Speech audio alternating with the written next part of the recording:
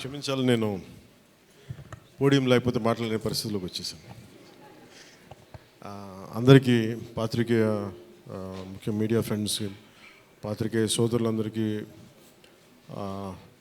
Each and every eminent senior journalist for all of you my heartfelt apologies for getting delayed. క్షమించాలి, కొంచెం గంటన్నర 2 గంటలు ఆలస్యమైంది. ఈరోజు 24 క్యాబినెట్ మీటింగ్ ఉండటం వల్ల అది కొంచెం తర్వాత ఫాలో ప్రివ్యూస్ ఉండడం లేట్ అయింది. మనస్ఫూర్తిగా క్షమించమని అడుగుతా ఉన్నాను నా ఆలస్యానికి. నా జీవితంలో మొట్టమొదటిసారి ఇలా ఏ మీటింగ్ అంటుందండి, thanks meeting, success meet. Okay,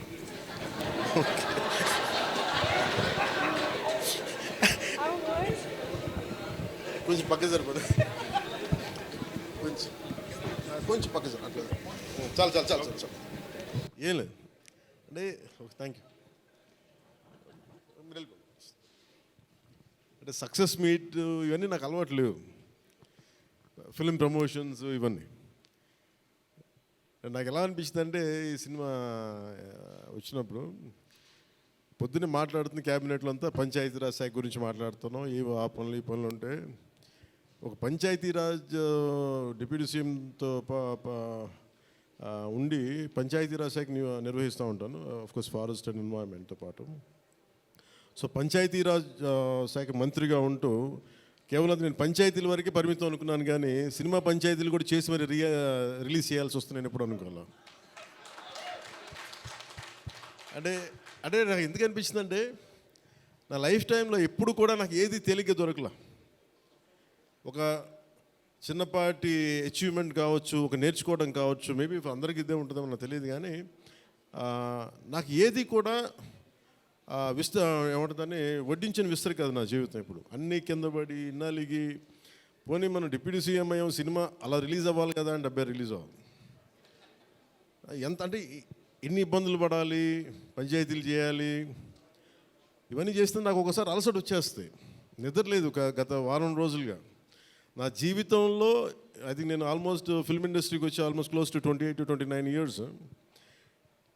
ఇన్ని సంవత్సరాలు మాట్లాడిన దాంట్లో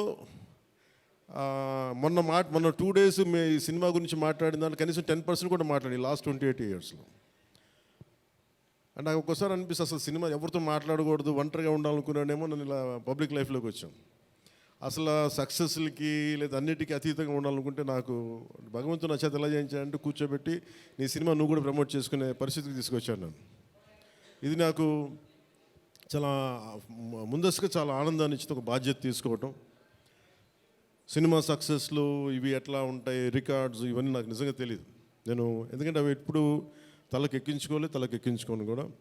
అది మంచి ఉన్నాయి, దాంట్లో పోయినవి ఉన్నాయి, హిట్ అయినవి ఉన్నాయి. ఇప్పుడు ఈరోజు ఈ సక్సెస్ కానీ ఇవన్నీ ఇది ఏ స్థాయి ఎలా అనేది నాకు నిజంగా తెలీదు యాజ్ టైమ్ అన్ఫోల్డ్స్. కానీ ఒకటేమనిపించిందంటే,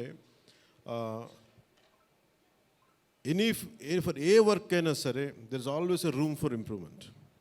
definitely that will be considered, that will be taken forward and so. నాకు ప్రత్యేకించి క్రిష్ గారు కానీ మన ఏఎం రత్న గారు కానీ సబ్జెక్ట్ తీసుకొచ్చినప్పుడు నాకు ఒకటే అనిపించింది,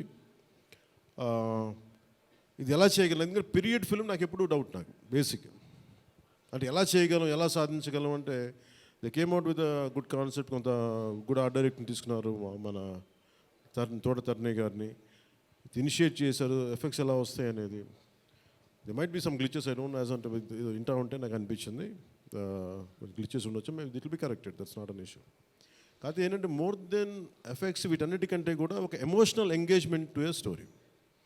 మనం ఒక సినిమాకి వెళ్ళినప్పుడు మనకు గుర్తుండిపోయేది ఏవి ఎలా ఉన్నాయని కంటే కూడా what do we carry in our heart.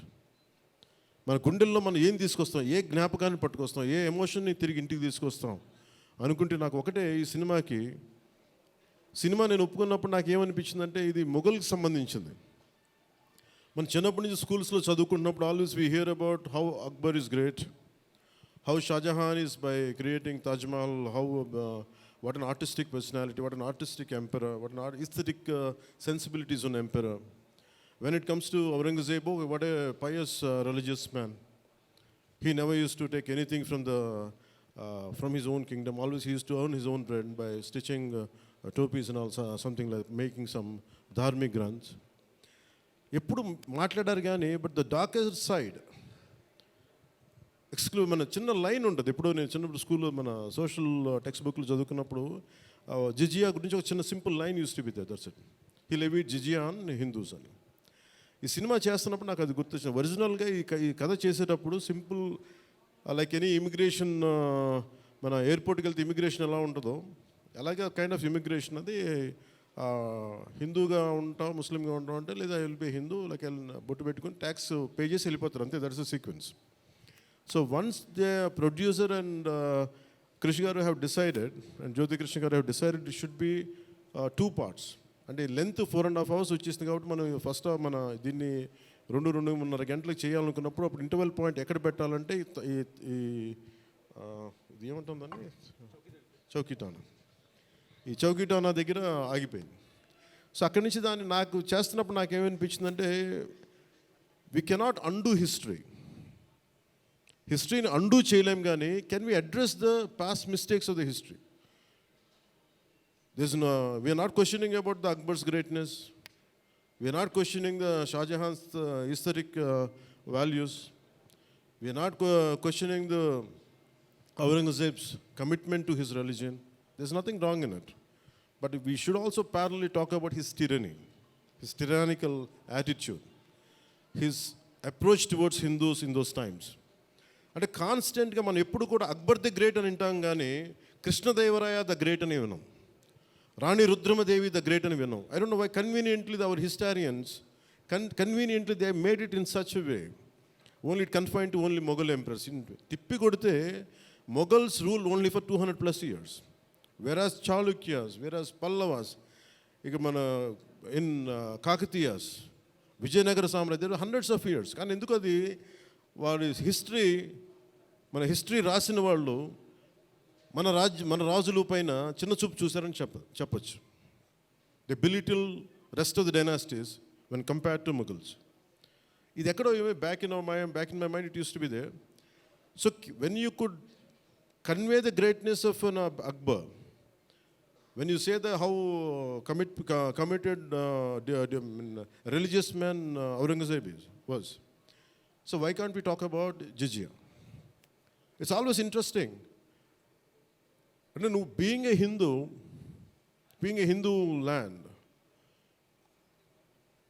ఇది నేను హిందూగా ఉండాలి, నువ్వు జిజియా నువ్వు పన్ను పే చేయాలన్న కాన్సెప్ట్ని ఎవరు దాన్ని ముట్టుకోలేదు, భయపడ్డారేమో, లేదా సెన్సిటివ్గా ఫీల్ అయ్యారేమో. బట్ నాది ఎప్పుడు కూడా టైట్ రోప్ వాక్. సో నాకు అనిపించింది దీన్ని ఎక్స్ప్లోర్ చేద్దామంటే చాలా సందర్భాల్లో కూడా ఏమైనా సమస్యలు వస్తాయా మనకి. ఎందుకంటే ఇప్పుడు ఔరంగజేబ్ చేసి వెళ్ళిపోయినా కానీ ఇంకా మన వాళ్ళంతా ఇంకా సెన్సిటివ్గా ఉంటారు ఏంటో మరి. ఔరంగజేబ్ చచ్చిపోయి చాలా రోజులైంది, శతాబ్దాలు అయిపోయింది, కానీ ఔరంగజేబ్ గురించి మాట్లాడగానే ప్రతి ఒక్కరు సెన్సిటివ్గా ఫీల్ అయిపోతూ ఉంటారు. సో ఇది నాకేమనిపించింది, let me explore the darker side of Aurangzeb, especially when it comes to jizya. రాజ్యాలను కొలగొట్టింది ఉంది, రాజుల్ని చంపింది ఉంది, కానీ బట్ ఒక సగటు మనిషి, ఒక common man in the Mughal period during Aurangzeb, he has to pay జిజియా. So why can't we explore this as మనకి స్క్రిప్ట్లో స్కోప్ ఉంది కదా, దట్స్ హౌ వి ఎక్స్పాండెడ్. ఆ ఎక్స్పాండ్ చేస్తున్నప్పుడు నాకేమనిపించిందంటే ఎప్పుడు రెవల్యూషనరీస్ ఆ రెబిలియన్ ఎలా ఉంటుందంటే స్పాంటేనియస్గా ఉంటాయి, వెరీ స్పాంటేనియస్గా స్పార్క్ అవుతాయి. సో ఫర్ మీ నాకు ఈ ఆల్ దీస్ ఇయర్స్ నా పొలిటికల్ జర్నీ కూడా అంటే రెండు నాకు ఇన్ఫ్లుయెన్స్ చేసినాయి. 18 minutes ప్రీ క్లైమాక్స్ ఆ పార్ట్ అంతా. One is mainly my background in the martial arts and my technical understanding of cinema, technical aspects of cinema.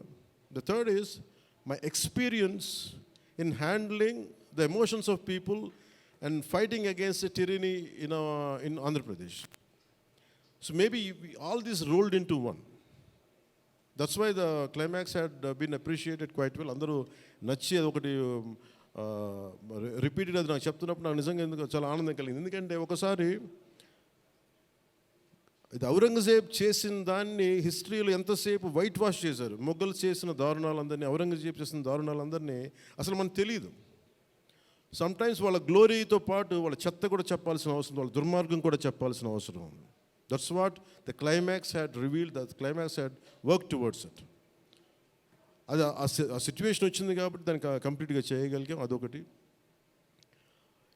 Main నాకు ఈ సినిమా ఇన్ని ప్రాసెస్లో నేను ఎప్పుడు సినిమా గురించి నేను ఎప్పుడు టెక్నికల్గా నేను యాక్చువల్గా I'm quite reluctant hero, keep on saying this word.